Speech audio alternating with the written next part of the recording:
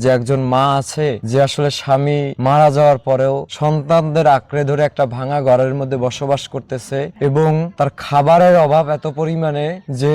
মানুষ তাকে দিলে সে খায়। আপনার বাড়িতে যখন আমি প্রথমবার আসি তখন তো দেখিয়েছিলাম আপনার একটা ভাঙা ঘর, আপনি আপনার 2 সন্তানকে নিয়ে খুবই কষ্টের মধ্যে জীবন যাপন করতেছিলেন এবং আপনার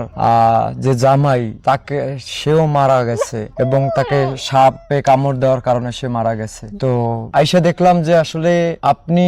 বাবার বাড়িতে চলে না গিয়ে বাকি অন্য জায়গায় সংসার করার চিন্তা ভাবনা বাদ দিয়ে আপনি এই একটা ভাঙা ঘরে মানে টিনের ফাঁকের মধ্যে থেকে মানে বৃষ্টি পড়লে সবার আগে আপনার মাথায় পড়ে, নাইলে ঘরে পড়ে, আপনার সন্তানদের উপরে পড়ে, এমন একটা পরিস্থিতির মধ্যে দিয়ে আপনি বসবাস করলেন। অথচ আপনি আমার আশেপাশেই বাকি আমি এর আগে অনেক পরিবারকে সহযোগিতা করেছি, দেখা গেছে তার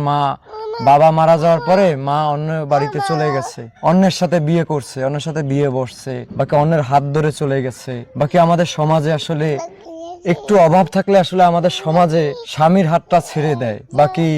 বাবার বাড়িতে চলে যায়, বাকি স্বামীরে ডিভোর্স দিয়ে দেয়। আপনারা এসে দেখলাম যে আপনি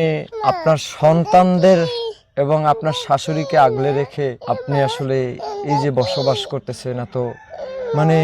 এই জায়গা থেকে আপনাকে সম্মান জানানোর জন্য মানে আমি তো মানে মাত্র উছিলা, ঠিক আছে? এই যে আপনার ছোট্ট একটা সন্তান, দেখি এদিক ঘুরো তো তুমি, এই যে ছোট্ট একটা সন্তান, ওদের তো ঠিকমতো আপনি কখনো জামা কাপড়ও কিনে দিতে পারেন না, আপনার যতটুকু অভাব আমি দেখেছি। তো এখন তো দেখা যায় মানুষ নতুন ঘর দেখতেছে, কিন্তু এখানে তো নতুন একটা ঘর ছিল না, একটা ভাঙা ঘর ছিল।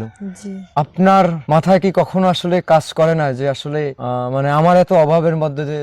অভাবে থাকার কি প্রয়োজন, আমি আমার বাবার বাড়ি চলে যাই, বাকি আমি চাইলেই তো আরেকটা বিয়ে শাদী করতে পারি। তো এই কাজটা আসলে আপনি করেন নাই, হয়তোবা আপনার শাশুড়ির জন্য এই ঘরটা আমি সিলেক্ট করছি, ঠিক আছে? তো আপনার এলাকার অনেকেই মনে করতে পারে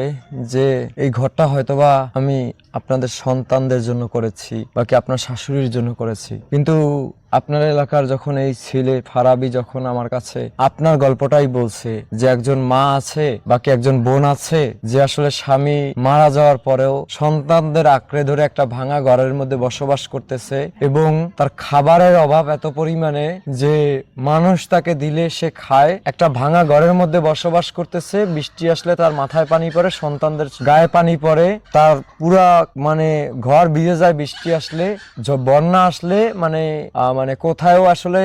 মানে নিরাপদে দাঁড়ানোর আসলে জায়গা নাই।